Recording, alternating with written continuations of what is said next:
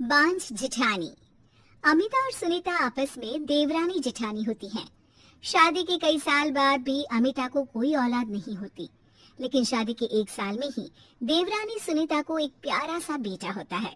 अरे सुनीता, तू तो सीधी है, क्या सारा दिन अपने बच्चे को उस अमिता की गोद में डाली रहती है। देखती नहीं, खुद का बच्चा तो है नहीं। अरे कहीं तेरा बच्चा भी।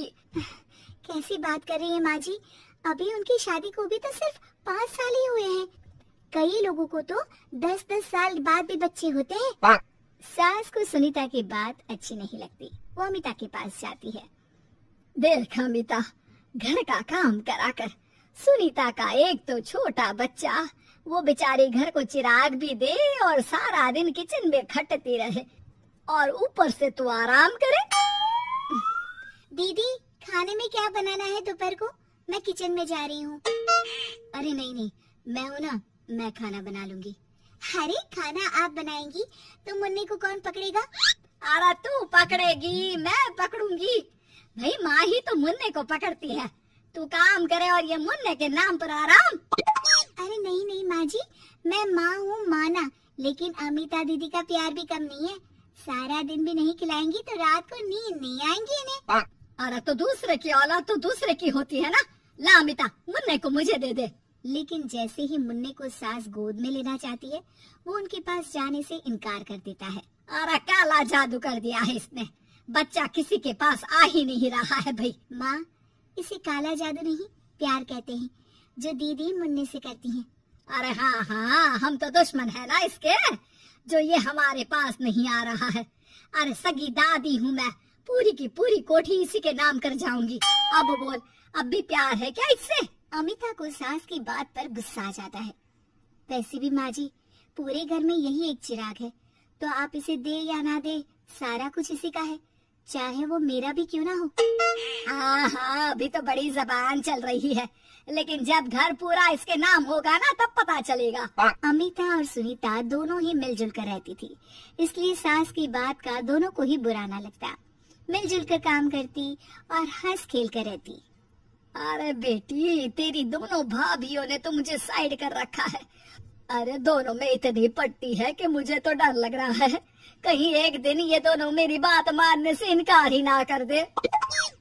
अरे तो खेल खेलो और दोनों को अलग कर दो, इसमें कौन सा गणित लगाना है माँ? हाँ, ये तो है, चल देख लेती हूँ मैं। अगले दिन सास धीरे से एक लाल पेन लेकर मुन्ने के बदन में लगा देती है और लोगों को बुलाकर हंगामा करती है। अरे देखो देखो, ये क्या हो रहा है मुन्ने के शरीर में? अरे ये क्या हो गया मेरे बेटे को? मैं अभी इसे लेकर डॉक्टर के पास जा रही हूँ। अरे ना दीदी, परेशान मत हो, मैं तैयार कर देती हूँ और कैब बुला लेती हूँ, बाद में ले जाइए आप इसे। अरे बेटा, तेरा है, वो क्यों ले जाएगी? वैसे भी ये डॉक्टर का नहीं, तांत्रिक का मसला है। किसी ने मुन्ने पर जादू करने की कोशिश की है, जिससे वो मुन्ने को मार ले। सुनीता ये सुनकर रोने लगती है। कौन मेरे मुन्ने को मारने की कोशिश करेगा माँ जी? नहीं, ऐसा कुछ नहीं होगा। सास अमिता की तरफ देखकर कहती है, अरे वही जिसकी खुद की औलाद ना हो। कैसी बात कर रही हैं माँ जी आप? मैं क्यों मारूंगी अपने ही बच्चे को? वो तो मेरे बेटे जैसा है। अरे बेटे जैसा है, बेटा तो नहीं है ना। वैसे भी मैंने तांत्रिक को फोन कर दिया है। थोड़ी देर में वहाँ तांत्रिक आ जाता है।